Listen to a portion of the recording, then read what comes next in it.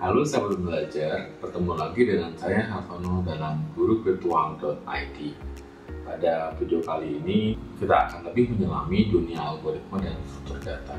Kita akan lihat bagaimana keduanya memainkan peran penting di dalam perkembangan teknologi.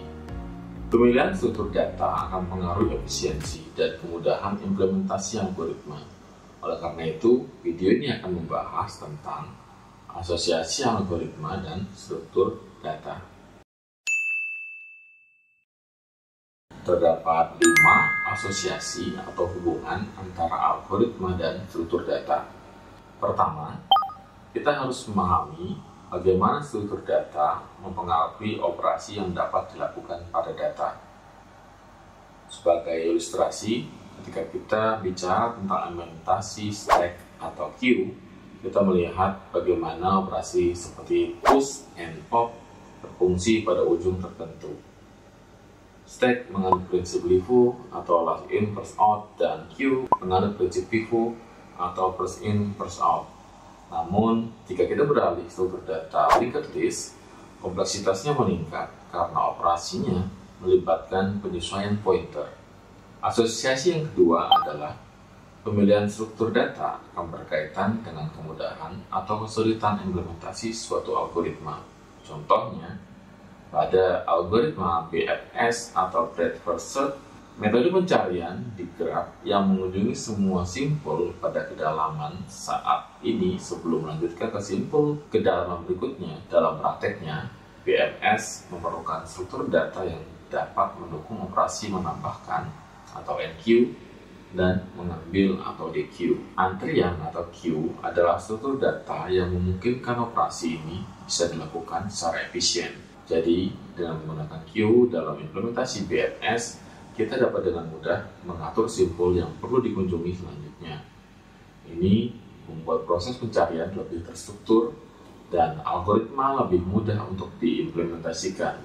Seandainya kita menggunakan struktur data lain yang tidak sesuai, implementasi BFS mungkin akan menjadi lebih kompleks dan lebih sulit. Ketiga, kita masuk ke aspek penyimpanan. Struktur data menentukan metode penyimpanan data di dalam memori. Struktur data seperti array menggunakan alokasi memori kontigu. Artinya, setiap elemen dalam array ditempatkan satu setelah yang lain dalam memori tanpa ada celah di antaranya. Keuntungan dari alokasi ini adalah akses ke elemen berlangsung cepat.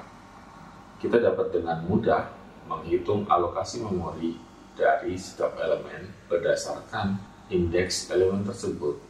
Namun, alokasi kontigu memiliki kelemahan. Salah satunya adalah sulitnya meningkatkan atau mengurangi ukuran array setelah ia dialokasikan. Sementara itu, linked list adalah contoh struktur data yang menggunakan alokasi memori dinamis. Dalam linked list, setiap elemen atau node memegang data dan juga informasi dalam bentuk pointer yang mengarah ke elemen berikutnya dalam daftar. Keuntungan dari alokasi dinamis adalah fleksibilitas, karena kita dapat dengan mudah menambah atau menghapus elemen dari linked list tanpa perlu memindahkan seluruh blok memori, seperti yang mungkin diperlukan pada array.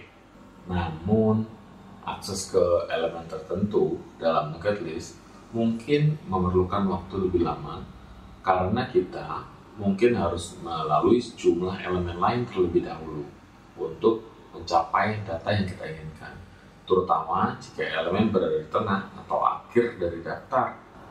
Keempat, kecepatan akses data menjadi hal yang sangat dipengaruhi oleh struktur data. Contohnya adalah ketika kita mengakses elemen dalam array, kecepatannya konstan atau O1. Sementara itu, jika kita mencoba mengakses elemen di tengah linked list, kita memerlukan waktu yang linier atau ON. Array merupakan kumpulan elemen yang tersimpan secara berurutan dalam memori. Jika kita mengetahui indeks dari elemen yang diakses, kita dapat langsung menghitung lokasi memori elemen tersebut tanpa harus melalui elemen yang lain. Hal ini disebut dengan direct addressing. Pada kasus ini, waktu yang dibutuhkan untuk mengakses elemen pada array adalah konstan.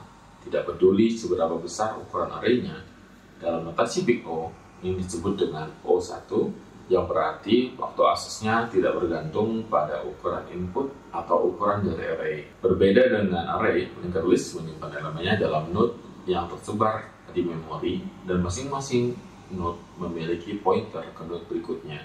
Bahkan mungkin node-nya juga berhubungan dengan node sebelumnya dalam kasus doubly linked list. Untuk mengakses elemen di tengah linked list, kita harus memulai dari node awal atau kepala dan bergerak sepanjang list hingga kita menemukan elemen yang diinginkan. Dalam kasus terburuk, kita mungkin harus melewati setiap elemen dalam list hingga menemukan data yang kita cari. Oleh karena itu, waktu aksesnya bersifat linear dengan ukuran list.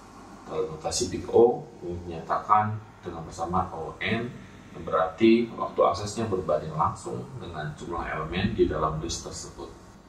Kelima, atau yang terakhir, pemilihan struktur data berkaitan dengan optimalisasi tugas tertentu. Sebagai ilustrasi, dalam pencarian data dengan kecepatan tertinggi, struktur data seperti hash table akan jauh lebih efisien daripada menggunakan array atau linked list. Hash table sendiri adalah struktur data yang dirancang untuk menyimpan pasangan kunci nilai atau key value. Fungsi utamanya adalah untuk mengizinkan pencarian sebuah nilai, tentunya berdasarkan kunci yang telah diset, sehingga pencarian dapat dilakukan dengan kecepatan tinggi. Ini dicapai dengan menggunakan sebuah fungsi hash yang mengubah kunci menjadi indeks di dalam sebuah array. Dalam kasus ideal, hash table memungkinkan pencarian penambahan, penghapusan dalam waktu yang konstan, yaitu O1.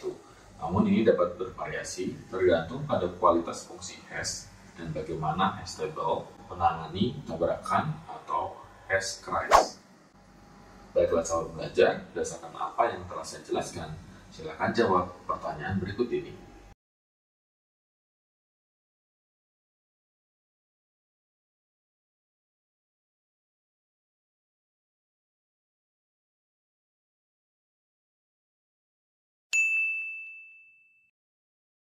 Baik sahabat belajar, demikianlah materi tentang asosiasi algoritma dan struktur data. Saya Hartono mengucapkan terima kasih atas perhatian Anda semua. Salam semangat dari kami, guru virtual.id.